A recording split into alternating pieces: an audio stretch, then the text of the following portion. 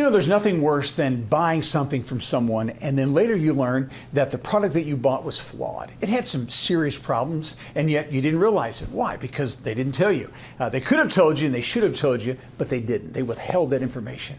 You realize that this happens thousands and thousands of times every day in the Medicare insurance business, but people don't realize it. So in this video, I'm going to explain so that this doesn't happen to you.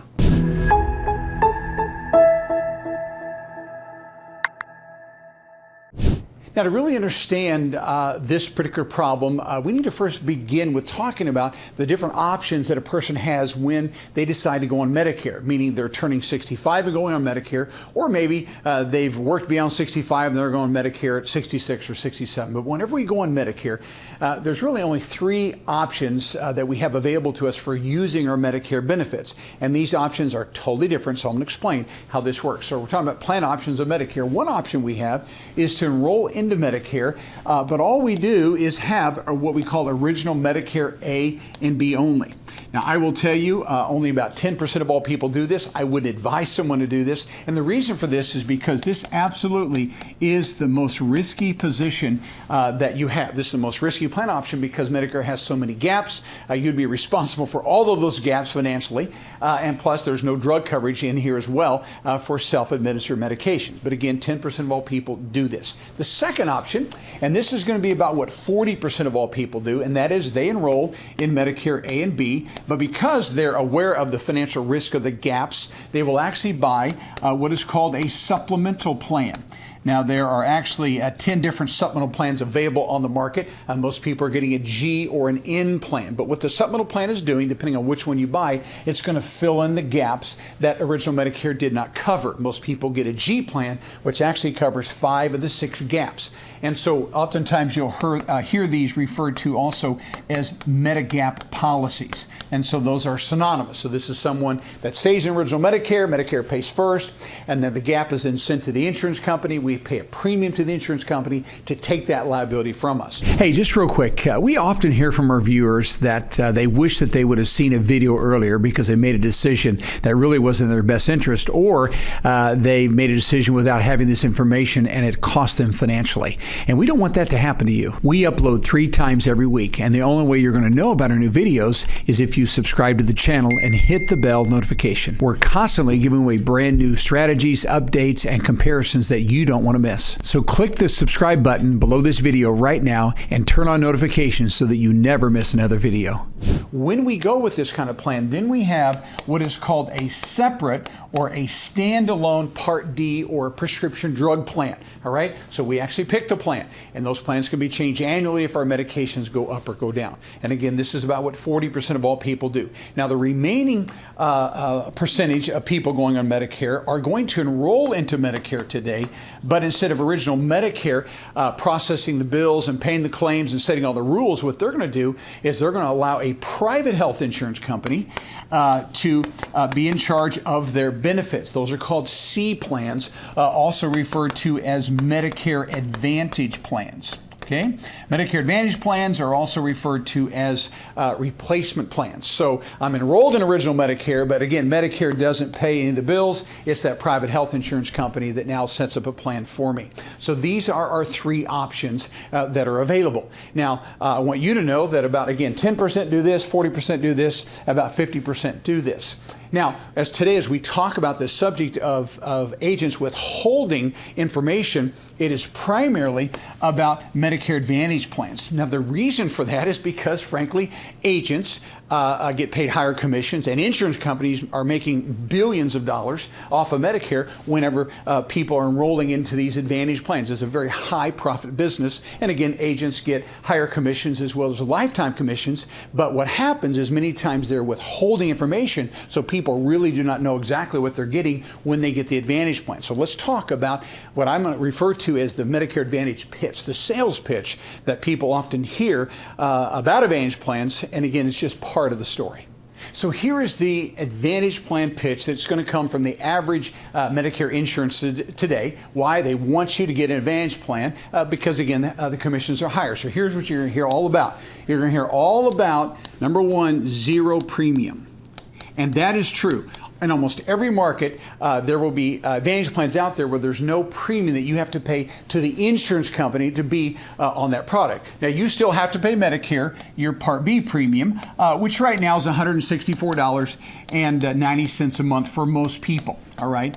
Now, again, that may be higher in 2024, but right now, as I shoot this video in 2023, that's the Part B premium. So I have to pay that to Medicare, but usually the insurance company does not charge me any kind of a premium. All right. And then there will also be a few zero copays. You can typically see a primary care physician at a zero copay, get some basic lab work, zero copay. And so the point is there's some copays that will be zero, premium zero, but what they often don't talk about would then be, now I am going to be in a system that is pay as you go. Pay as you go. So what a person's doing here is they're not paying a premium, but they are going to pay to go to the hospital, $350 a day for maybe 5, 6, or 7 days. If we have an MRI or a CAT scan, it's going to cost us maybe $200 or $250. If I have an outpatient procedure, cataract surgery or knee replacement, I'm going to pay a copay for that. If I have chemotherapy, I'm going to pay a copay for that. So the point is, agents talk about a couple of the zeros, but they don't talk about this system of paying as you go. But you have to be aware, you will pay as you go. Now, what they will do is they will set what is called a max out of pocket. A max out of pocket is an annual amount that you have to spend out of your pocket, and then after that, you're done. And again, they're very reasonable. It's going to be anywhere from about $3,000 typically to about $7,000 in the network. If you go to the network, it could be as high as maybe $10,000. But here's the issue. The issue is zero premium is what you hear about, a few zero copays, but oftentimes don't talk about this aspect of it. Secondly, what they're going to do, the agent will do, is they're going to talk about all the perks that come along with the Advantage plan that are typically not available in original Medicare with the supplemental plan. And they focus on the perks. And again, these are legitimate perks, but oftentimes they place a great value on them, and then they don't really tell you how this insurance plan is going to work. So they talk about the perks. So what that means is they will give you some kind of a dental allowance, about $1,000 a year, and it's a legitimate dental allowance, but sometimes you have to go to one of the network dental providers, and that can be challenging to find someone that takes the plan. They also will throw in a routine eye exam with some credit towards eyewear, usually about $200, $250 on an annual basis. So again, that is a legitimate perk. And then we have also hearing aids. And again, if you find a hearing aid that you like, a vendor that you like that could be in the network, that could be something that would be beneficial. They also will talk about the perk of a gym membership. So this is called Silver Sneakers or Renew Active, and you have these networks where if your gym takes that, then you can go to the gym and work for free. And again, very much a legitimate kind of a benefit. And then they also have what's called a flex card. Now, the flex cards are really good for people that are on Medicaid. Most people aren't on Medicaid, but for Medicaid, they get really a lot of benefits with the flex card. If you're not on Medicaid, then this would be where you can get some over-the-counter items, maybe $50 a quarter or something. But again, these are the things that the agents want to talk about. And again, they are legitimate, but there's also some things that they withhold from you. And I see this all the time. In other words, they don't tell you the complete story. So let's look at those. And I'm referring to these as the Advantage plan problems. It doesn't mean that Advantage plans are bad, but there are some issues that you have to understand, because once you enroll in that plan, you're going to have to live with the way that plan is going to work. And so these are the things that agents simply usually do not talk about. Why? Because they feel like it's a negative enough. If they were to tell you that, then you may not get that Advantage plan. Therefore, they're not going to get the high commission. So let's talk about those issues. I'm going to put these really in order of what I would say is the biggest problem with the Advantage plan, and that would be the issue of what is called a pre-authorization. Now, one thing about pre-authorization I want you to realize is that not all services that you will need on the Advantage plan will require a pre-authorization. I can assure you, you can go to your primary care doctor, see a specialist, do some preventive type visits. There's a lot of things you can do that are not going to require pre-authorizations. Those are just your basic, fairly low-cost type of healthcare expenses. But anything that's going to be more on the expensive side, it's going to have to be pre-approved by the insurance company. That's what a pre-authorization is. And so they tell us right now that on average about 70 to 72% of the healthcare services that people need on an Advantage plan are going to have attached to it a pre-authorization. And this would mean if the doctor says that you need an MRI or maybe a CAT scan or a PET scan. I can assure you, just because the doctor says that you need it, it doesn't mean you're going to get that. No, that particular service is going to have to be pre-approved, pre-authorized by the insurance company. So the doc's office goes through this procedure, submitting paperwork and the reason why you need this MRI, this CAT scan, PET scan. And if the person sitting in the cubicle that works for the insurance company agrees with that, well then they will agree to pay for it and you'll get that healthcare service. But sometimes they don't immediately agree with that. For instance, someone may need a hip replacement or a knee replacement. That's certainly going to have to be pre-approved, pre-authorized. And so sometimes the doctor says you need this joint replacement. They submit the paperwork to the Advantage company, and again, someone sitting in the cubicle is going to make the final decision. And sometimes they agree and they immediately approve that. But sometimes they delay that, and they delay it by saying things like, no, we don't believe you need that right now. First, we want you to try medications, maybe prednisone shots in the knee or some other kind of other medicinal type therapy. Or they may say, we want you to go through therapy for 6 months or 9 months before we approve the knee replacement or the hip replacement. So they can delay it. And then sometimes they just flat deny it. They don't believe there's any justification for that joint replacement, so they will deny it. Therefore, they will not pay for that. That's called a pre-authorization. When people have a hospital stay where they then have to go to skilled nursing for rehab, many times what will happen, pre-authorization, that Advantage plan say we'll only pay for 18 days or 20 days, whatever they believe is necessary, and then after that they stop paying. And so people have to sometimes prematurely go home from a skilled nursing because that company said we're no longer going to pay for that. That's a pre-authorization. And I can assure you, agents that really push Advantage plans rarely talk about that. Why? Because they're going to withhold that, because again, it's going to shed a different light on that. Again, they want you to buy it, so they oftentimes don't talk about that. So again, pre-authorizations are a problem, which means what? The Advantage plan really truly has the final say-so when it comes to your health care decisions. Sadly, it's not your doctor. Your doctor recommends it, but the Advantage plan has to approve it and agree with the doctor, or they're not going to pay for it. If you want it and they don't approve it, then you'll be the one that's paying for it. You will never see that with the Medicare supplemental plan. So as we make that comparison, if the doctor says that you need a knee replacement or hip replacement, Medicare says we'll cover that. The insurance company on that supplemental plan has no say-so whatsoever. Medicare pays. They have to pay based upon the supplemental plan that you chose. So that is problem number one. And that, to me, is the biggest one.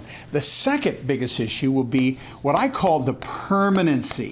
The permanency of an Advantage plan. What many people don't realize is that if you enroll into an Advantage plan, let's say right at 65, and you decide to stay on that Advantage plan for a year, 2, 3, 4, 5 years or longer, and you stay on that Advantage plan, and then what you want to do later is you may want to switch over to a supplemental plan and pick up one of those plans that doesn't have pre-authorizations and some of the other things that are very nice about supplemental plans, but you want to make that switch. You can only make that switch if you go through medical underwriting, okay? So we have medical underwriting that's going to be required when someone wants to switch a plan. Anytime from 1 year plus, we have to go through underwriting. That means there's a process, a procedure. We're going to have to ask you 30 health questions, check all your meds that you're taking now and have in the last 24 months. We may have to get a statement from your doctor, but all that information is submitted to the supplemental company, and they have the right at that point in time to say, no, we're not going to approve that policy. We don't like your pre-existing conditions, and they actually have the legal right to deny that. Now, when I say that, there are 4 states in the country where there's an exception, and that would be New York, Connecticut, Maine, and Massachusetts. But all the other 46 states, then in order for you to get a supplemental plan, you have to be pre-approved by that company. Now keep this in mind, when you first go on Medicare, there is no medical underwriting. Once we start that B date, here's the way it works. That B date's the key date.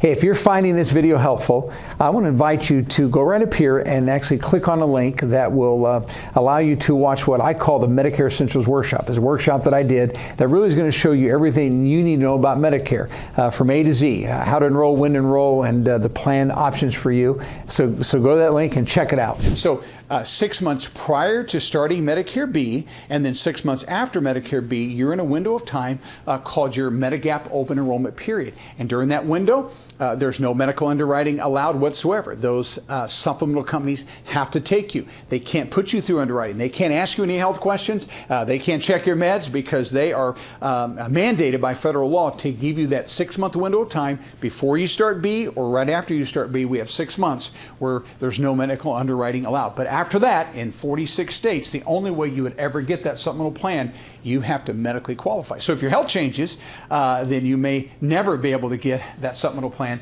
And then again, then you would be on that Advantage plan for the rest of your life. That's the permanency. So many people think, because agents don't disclose this, they think that because Medicare has this open enrollment season every year, that people can just switch and move around haphazardly and do whatever they want. That is not true. On those Advantage plans, if you're on them any length of time, 1 year plus, now we have to go through underwriting. Oftentimes not disclosed because they don't want you to know this. And then lastly, and again, this is the third, the least of these problems, but it's still an issue, and that is providers. Do you realize that when a person enrolls into an Advantage plan, they're either selecting an HMO network or they're selecting a PPO network? And what that means is that doctors can opt in the Advantage plan, or they don't have to. Not all doctors are going to take the Advantage plans. Now, some doctors will take both HMO and PPO. Some may decide to take the PPO only, and some will decide we're not going to take any of these. There's hospitals that sometimes will not take the Advantage plans. And so my point is, you're going to have network issues. You're going to have a limitation on providers. Now, that doesn't mean to say there's not plenty still to choose from, and that your doctor or specialist or hospital won't be in the network. But again, those networks change. They come and go. We could have a doctor in the network this year and decides to pull out the following year. So it's really very fluid.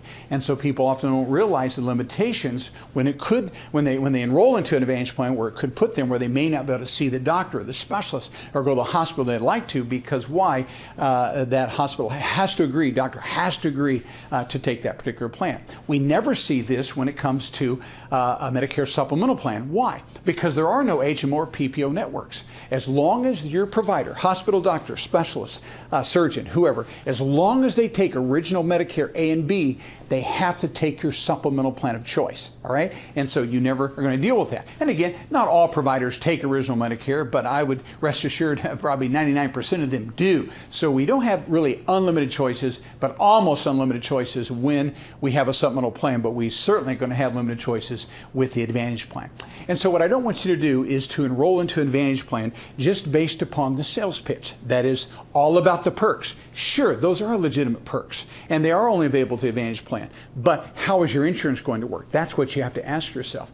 And so we don't want you to buy it just because it has a zero premium, because as you've seen, though we have a zero premium, we still pay Medicare, our Part B, and then we pay as we go until we hit the max out of pocket, somewhere between $3,000 to $7,000 a year. And so don't buy it just because the sales pitch sounds good. You should get an Advantage plan if that's a fit for you. As long as you know that these three things also come with that, then we feel like we've told you the truth.